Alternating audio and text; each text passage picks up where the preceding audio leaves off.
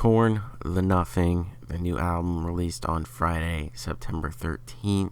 It's their 13th album with 13 tracks released on Friday the 13th. Korn is an American metal band from Bakersfield, California, formed in 1993. The band is notable for pioneering the nu metal genre and bringing it into the mainstream.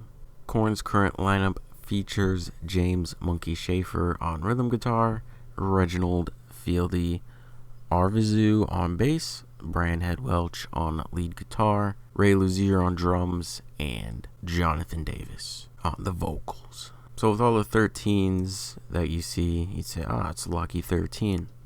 It's not Lucky 13, because Jonathan's wife passed away last year, and this album is basically his therapy. It's his way to grieve and just try to not get over it or move on, but just try to deal with it better. So the first track is The End Begins, and it's just like this intro track. It's got bagpipes, which Jonathan plays, and hey, if you want to play more bagpipes, go for it. I would not mind hearing more of that, honestly. And some of the lyrics that Jonathan repeats is, "Why did you leave me?"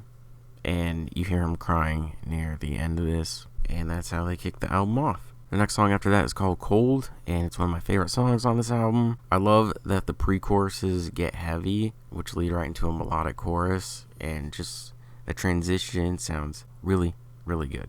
And Jonathan gets pretty low vocally, and he does that a few more times on some other songs. And again, if you want to do more of that, you're more than welcome to. The end of the song is very Korn sounding. There's a lot of classic, old sounding Korn moments scattered throughout this whole album. Jonathan with like his animalistic kind of style vocals. And he said he spent more time recording vocals for this album than any other previous ones. And I think that really shows, because nothing sounds weird or out of place. Everything, it sounds right. And I know this album obviously means a lot to him because of what happened. So he wants everything to sound perfect. And I think he did a pretty good job of that. Because vocally, honestly, I ain't got no complaints on this album. Another song is Idiosyncrasy, and another really, really good song. It's kind of similar to Cold in certain ways, where like Jonathan again gets slower with his vocals. The pre-choruses are heavier. So basically he'll like sing the verse, then he'll get heavier with the pre-choruses, and then it transitions in him singing the chorus. And I just thought the way that they do that just sounds really good, because not many bands do that. It's a nice little change. During the bridge of this song, he says, "God is making fun of me." He's laughing up there, I can see. And the way he delivers this part is perfect. Like, if he did it any other way, it would have sounded off. And you could just hear the emotion in these songs, which is a lot different than the last band I talked about. It's just that real, raw stuff. And that's the stuff that makes albums special, because you can't fake it, you can't replicate it. It's just, you're there in the moment and you capture it on the album, and it's there forever. And just to briefly talk about the instrumentals, they're all pretty Korn sounding. I mean, I know I say that a lot in just about like every review I've done, but a lot of the bands I listen to or talk about, they know their sound and they stick to it.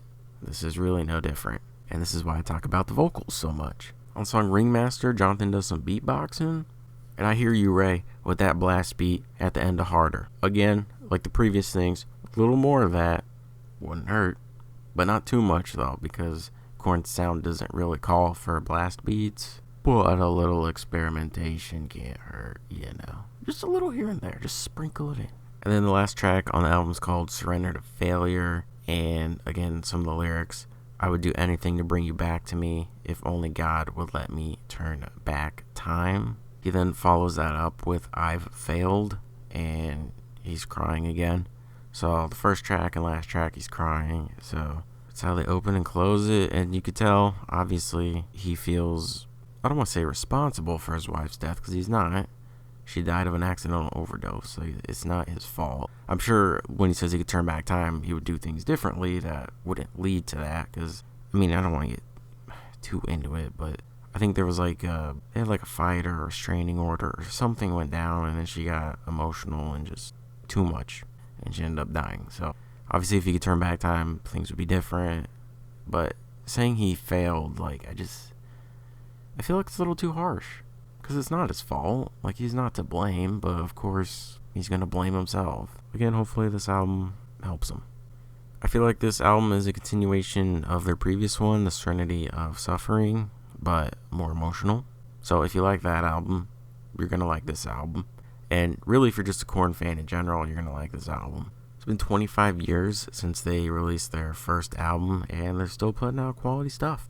I mean, their early stuff's kind of hit or miss with me, if I'm being honest. But this album and the previous one are like right up my alley.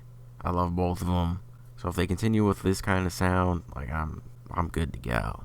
So I will give this album a 8.5 out of 10.